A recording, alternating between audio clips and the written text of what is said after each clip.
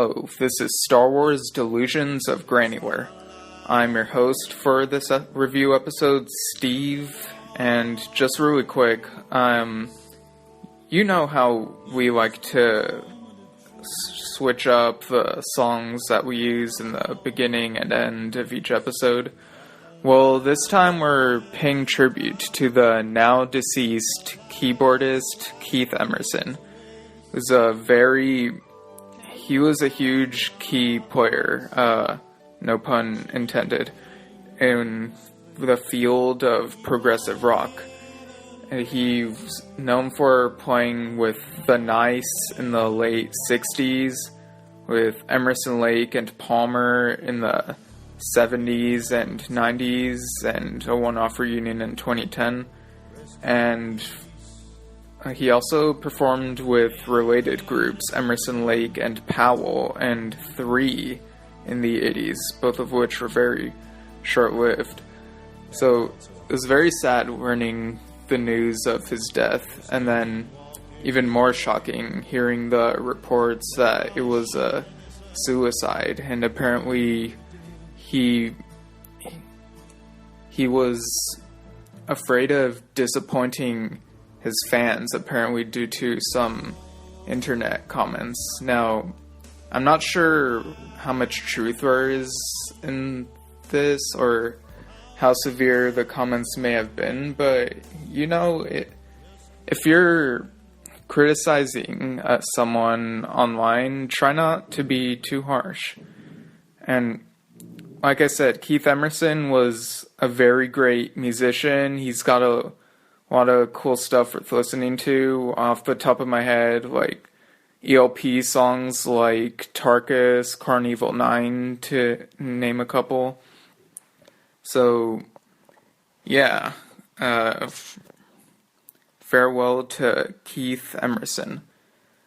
Sorry if that sounded like a bit of a downer. I just felt like I needed to say something about Keith Emerson. But rest assured, this is a Star Wars Delusions of Granular review episode.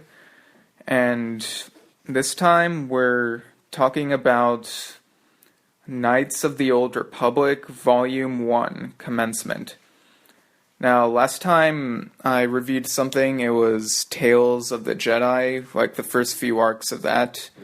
That particular series ran from 1993 to 1998, and Knights of the Old Republic, the title actually comes from the 2003 video game, which was followed by a sequel a year later. And these comics take place in between Tales of the Jedi and the video games.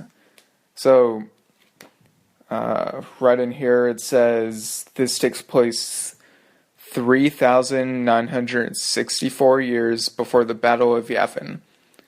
And after doing some research, I found out this is 8 years before the video game.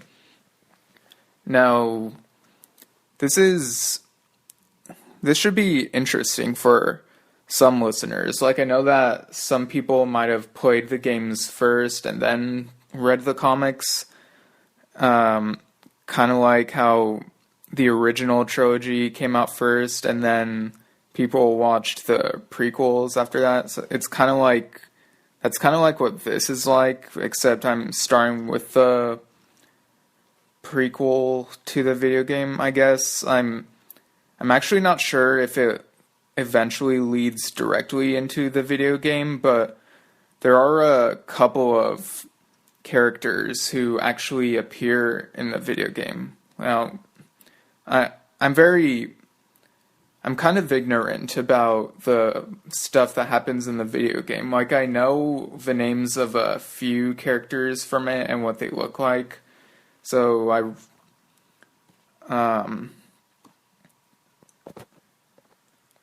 just bear with my perspective as I read through this. So, my history with the Knights of the Old Republic series. Now, this came out it started in 2006, and as the issues were coming out, I got issue 1, and then at some point I got issues 13 through 18 as they were coming out, and sometime later I got issue number 5.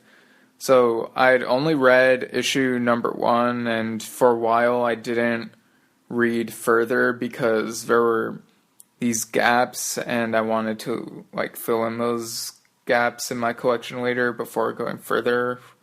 And I filled those gaps since then. And actually, last year at Star Wars Celebration 7, I took issues 1, 5, and 13 to get signed by the author, John Jackson Miller, who is known for writing the novels Star Wars Kenobi, and which takes place shortly after Revenge of the Sith, and Star Wars A New Dawn, which is a prelude to the Rebels TV series taking place a few years before it. And he also wrote the Lost Tribe of the Sith short stories and the Knight Errant comics, which take place a few decades before the Rule of Two is established by the Sith. So I got those 3 issues signed by him at Celebration, and what was cool is that I got to meet a few cosplayers. 2 of them were dressed as the main Jedi in this series, Zane Carrick, and another was dressed as a female Jariel in this comic a female Arcanian in this comic named Jariel. Now, Arcanians were introduced in the Tales of the Jedi series, from what I understand, and they have...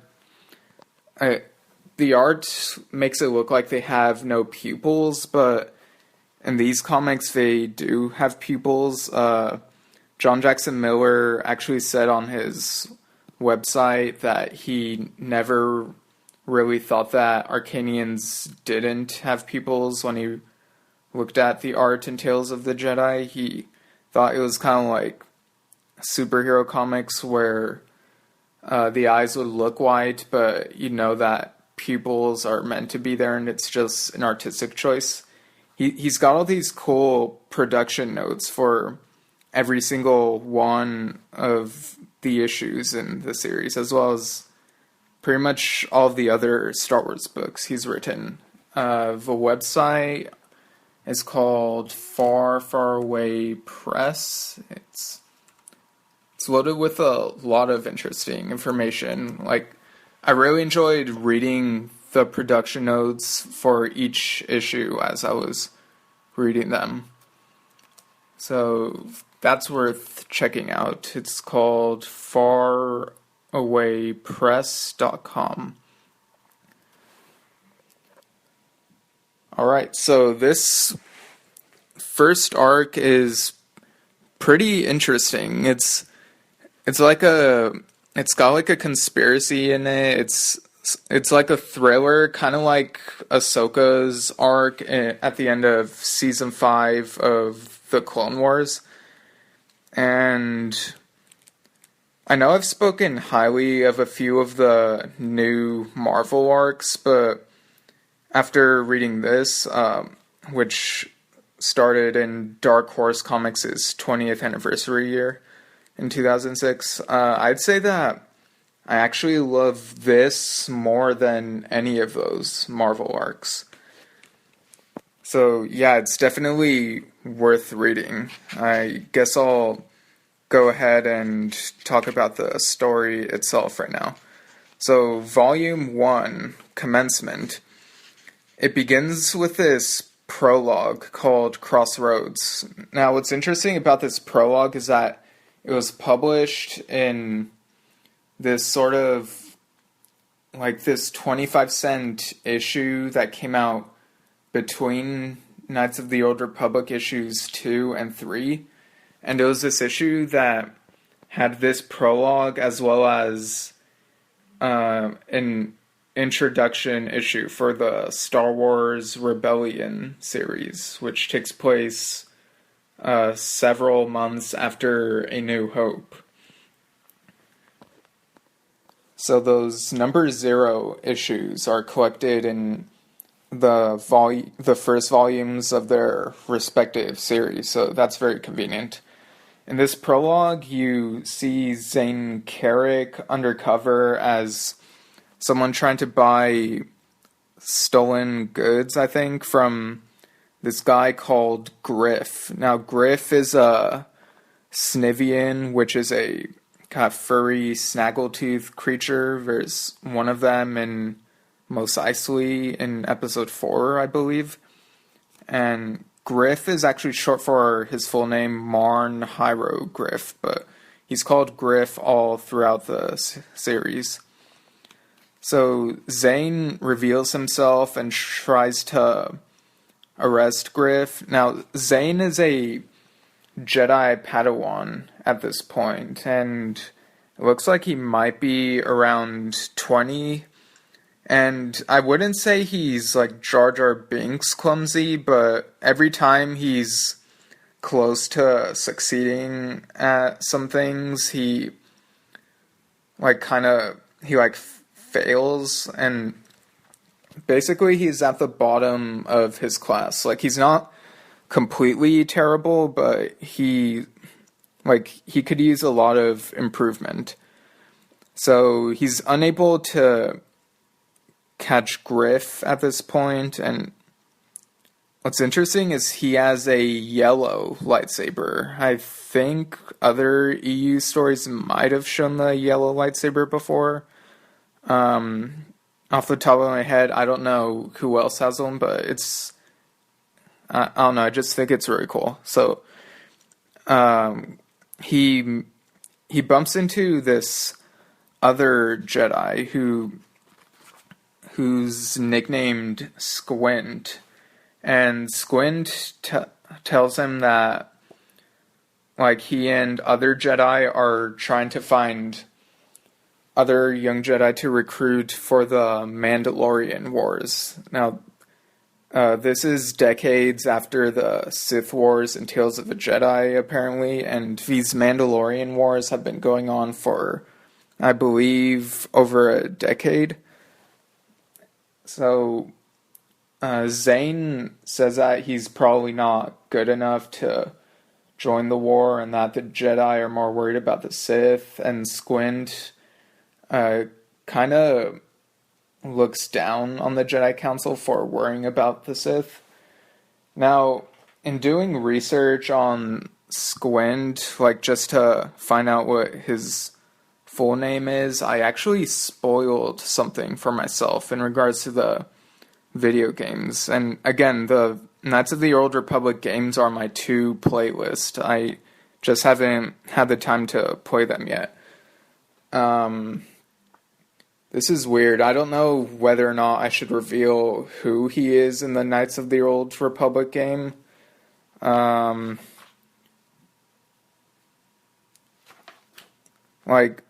guess, well, I'll just say that what he says to Zane, when, he gives him advice, which is sometimes you have to enter the darkness to save the light. I feel like that might be foreshadowing, again, I haven't played the game, so it might have been obvious to some readers, but I don't know. Anyway, getting into the Commencement arc after this Crossroads prologue.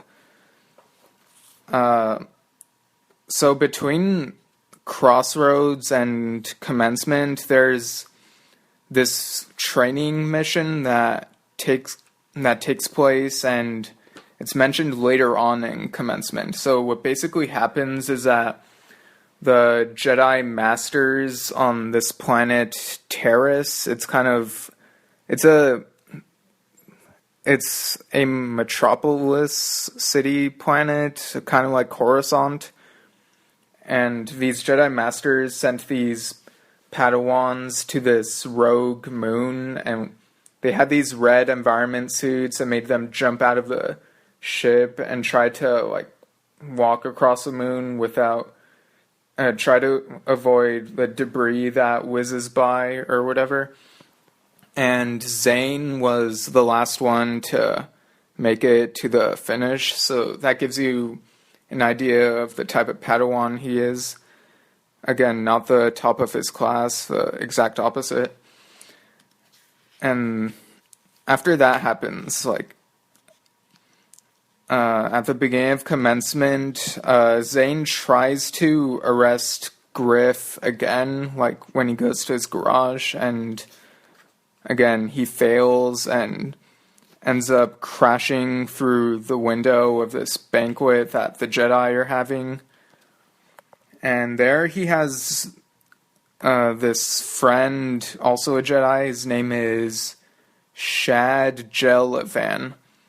And Shad has a sister named, I believe her name is Shell, and she's not a Jedi, but Zane has this crush on her, and there's also this little brother named Shay, and I guess they lost their parents at some point. I'm not sure the exact details of that, but yeah, she seems to be around their age, possibly an adult, I guess. And there's this knighting ceremony that's supposed to go on later in the day. So in between this banquet and the ceremony, Zane finds Griff again and finally succeeds at arresting him, but he like doesn't want to be late to the ceremony, so he brings Griff with him. And when he gets to the Jedi Academy, he finds that the Jedi Masters, including his own master, Lucian Dre, who's also a human, the other Masters looking alien, I think, he finds that these Masters have massacred the other Padawans. So that was pretty much all that I had seen when I read issue 1 all those years ago and was ever curious about what happens later. And let me tell you, the rest of this arc doesn't disappoint. Like, there's a lot of suspense, and Zane and Griff end up teaming up with each other, like going on the run together. Zane is trying to clear his name because he's being accused of having massacred the Padawans, and he's all over the media on Terrace. He's like on wanted posters or screens or whatever. And yeah, Griff takes him to these two Arcanians. One of them I mentioned being Jariel, and she has this electro staff and actually hurts Zane when she first meets him. And there's this older Arcanian guy named Camper who seems like he might have some sort of mental condition, but he can like work with mechanics and stuff. So Zane travels in their ship, the Last Resort, and he tries to contact one of the other Jedi Masters away from the Jedi Academy, and this is Vandar Tokair. Now, I was aware of this character prior to reading this. He's Yoda's species, but he has dark skin, and he does not talk like Yoda does. Like, he doesn't say anything backwards, or he essentially speaks proper basic or English. So I guess Yoda's way of speaking is exclusive to him, which is interesting. Like, I wonder what that says about him. But the communications get disrupted, I believe, and eventually they decide to investigate the rogue moon where the Padawans had trained, and there Zane finds T1LB, this droid that the Jedi owned and who had seen what had happened there. So when he looks through the recordings in LB's memory, he discovers that the Jedi Masters on Terrace had gone somewhere on the rogue moon and had a vision together. They had a vision of some destroyer wearing the same type of red environment suits that these Padawans wore on the rogue moon. And this destroyer was like massacring Jedi, and they were worried that if they didn't stop this vision from happening, it would lead to the fall of the Republic. And in LB's memory, they see that the Jedi had noticed LB watching and tried to kill him, but they didn't succeed. And so after watching this recording, I think they're unable to replay it again. Like, I think something was wrong with LB, so Zane couldn't clear his name. And eventually he decides that the only way to stop anyone else from getting hurt would be to turn himself in. And when he does, he finds out from the Jedi Masters that they had originally planned to frame his friend Shad for the killing of the other Padawans. And they had counted on Zane being late so that he wouldn't witness what they were doing. And Shad ended up dying along with the other Padawans because when he got there late, like, the Padawans hadn't been killed yet, and the Jedi Masters all had their lightsaber blades out, and he thought that it was odd that Zane's Master Lucian had his blade ignited, because he didn't believe that it would make sense for Zane to be knighted, since, again, he's the bottom of his class. So that made all of the Padawans suspicious, and then the Jedi Masters just decided to kill all of them, including Shad, right then. And so Zane is in the Jedi Master's custody, and they're about to take care of him until someone in a red environment suit comes in, and it turns out to be Jarael. And she takes Zane and rescues him, and he decides to become part of their crew. And all this time, Griff had been calling Zane intern, and which I thought was pretty funny, but now that he's part of the crew and on the run, Zane wants Griff to stop calling him intern, and Griff says, like, you got it, and I'll call you henchman, which I thought was really funny. I really like their dynamic and how they evolve throughout the story. So the crew gets away, and 3 weeks later, Zane sends a message to the Jedi Masters, and he says that he will hunt them down, and that the one that confesses lives. And he says, don't look for me, Lucian, because I'll find you. And if I do end up collapsing the Jedi Order, just remember one thing. You started it. And then at the bottom of the final page, it says, the beginning, ... And yeah, that's a really good first arc for the series. Like, I'm really excited about going further in the series.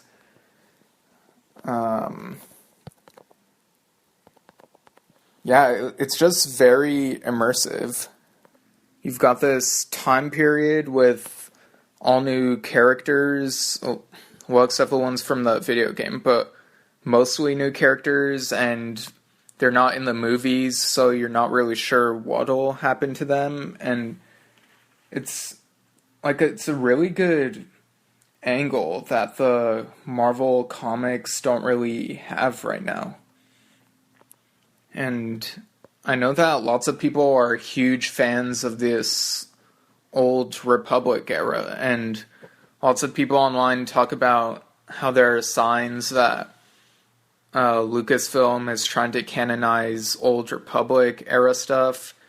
In Star Wars Rebels, there are these Rebel Alliance ships that apparently look like ships from Knights of the Old Republic, and in the episode Shroud of Darkness, there's mention of a planet that appears in Knights of the Old Republic 2, the Sith Lords. And there are some people who think that Snoke is someone from the Old Republic era, apparently. So I'm not sure if Lucasfilm will go out of their way taking the Legends label off of Knights of the Old Republic. I know that they've already released an Epic collection, I think, which has a Legends label on it. But, to me, Legends, it means it could have happened. Legends to me doesn't automatically mean it never happened or it couldn't have happened. Obviously there are things like some stories involving some of the Solo kids after Return of the Jedi that are pretty much they don't happen in the canonical universe. And there are obviously some events in the Clone Wars that don't happen in the canonical universe because the TV show contradicted a lot of things. But this era, it's really far back, and it seems like there's not a lot of contradictions as far as I can tell. And it's it could have happened in both the Legends universe and the canon universe. So it's a great read. I highly recommend reading it. At some point, I'll review the other arcs that I have. But for the immediate future, I think that next time I do a solo review episode, it'll be the novel Shatterpoint, which is a Mace Windu novel that takes place during the Clone Wars. And pretty soon, I think... the Kanan comics are wrapping up, and I think sometime soon we here at SW Dog are gonna be talking about it. So if you have any thoughts on either of those or on Knights of the Old Republic, drop us a line at 651-337-9364. Or you could email us at swdog77@gmail.com. If we like what you say, we might play or read your thoughts on the show. You can also find us at delusionsofgranular.com and find us on iTunes and Stitcher, leave reviews, and you can follow us on Twitter at swdog77. And find us on Facebook at facebook.com/swdog. And for some of the fans more well-versed in Knights of the Old Republic era stuff, I'll leave you with this question that you can answer if you'd like for me.